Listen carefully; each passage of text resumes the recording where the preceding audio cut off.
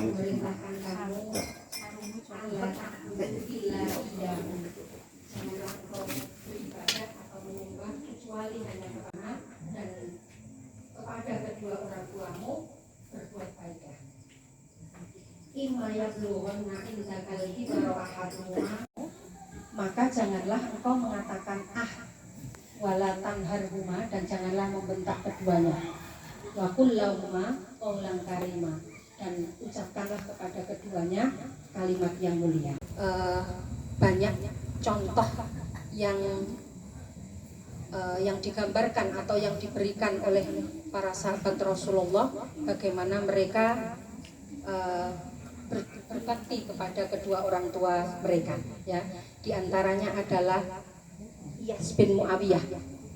Iyas bin Muawiyah itu seorang tabi'i, generasi kedua setelah, masih muda, tetapi karena kecerdasannya, Iyas bin Muawiyah ini dijuluki sebagai Al-Dhaki, orang yang cerdas. Nah, Abdul Malik bin Marwan, Khalifah Bani Umayyah, pernah berkunjung ke Basra, Irak, dan mendapati atau menemukan Iyas bin Muawiyah itu masih muda belia. Maka Abdul Malik bin Marwan berkata, wah celaka ini, masa gak adakah yang lebih mumpuni daripada anak kecil seperti ini? Maka Abdul Malik bin Marwan maju dan bertanya, berapa usiamu kalau sekarang ini? Umurmu piro le?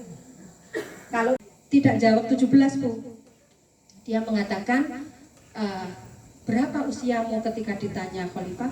Dia mengatakan usia saya sama ketika Rasulullah mengutus yang cerdas. Ya terjawaban kan. Misalnya kita ditanya usianya piro? 17 pindung, betul ya? 17 kali 2. Apa yang istimewa dari Iyas bin Muawiyah ini? Maka orang-orang di sekitarnya bertanya, apa yang engkau sedihkan wahai Iyas? Apakah engkau belum menerima takdir Allah? Maka Iyas menjawab, kanali babani maftuhan ilal jannah wa aglaqa ahaduhuma. Dulu aku memiliki 2 pintu yang terbuka menuju surga, dan sekarang karena ibuku sudah meninggal, salah satu pintu itu tertutup. Maka Rasulullah juga pernah menyampaikan celaka gitu, sampai 3 kali. Maka para sahabat bertanya, siapa ya Rasul yang celaka? Rasulullah menjawab, seseorang yang kedua orang tuanya masih dalam pemeliharaannya, tetapi tidak bisa menghantarkan ia masuk surga. Sepasang ibu dan bapak, karena dua-duanya adalah pintu yang terbuka menuju surga. Jika masih salah satu, monggo, masih ada satu pintu yang terbuka bagi kita untuk menghantarkan kita masuk surga. Jangan sampai hadis yang disampaikan Rasul tadi, kita termasuk orang yang celaka ketika mendapati orang tua kita dalam usia sepuh tetapi tidak mampu menghantarkan kita masuk surga. Kemudian cerita yang kedua atau kisah yang kedua adalah Uwais Al-Qarni, ya. Beliau pemuda miskin dari Yaman ke Mekah, dan Uwais Al-Qarni ini sangat sayang kepada ibunya yang sudah lumpuh lagi buta. Makanya dia tidak pernah bertemu Rasul sekalipun hidup pada masa Rasulullah Muhammad.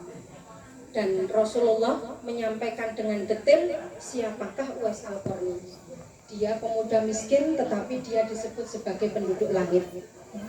Makanya keistimewaan Uwais Al-Qarni adalah ketika ibunya ngendiko pengen naik haji. Coba bayangkan, sudah lumpuh pengen naik haji.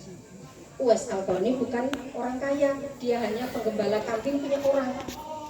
Maka dia berlatih tiap hari menggendong kambing naik turun bukit agar ototnya kuat, persiapan menyambut bulan haji untuk menggendong ibunya naik haji ke Mekah. Bisa kita bayangkan Bu, 1119 km itu sama saja dengan ujung Jawa Timur, Banyuwangi ke Jakarta. Itu jalan kaki gendong. Makanya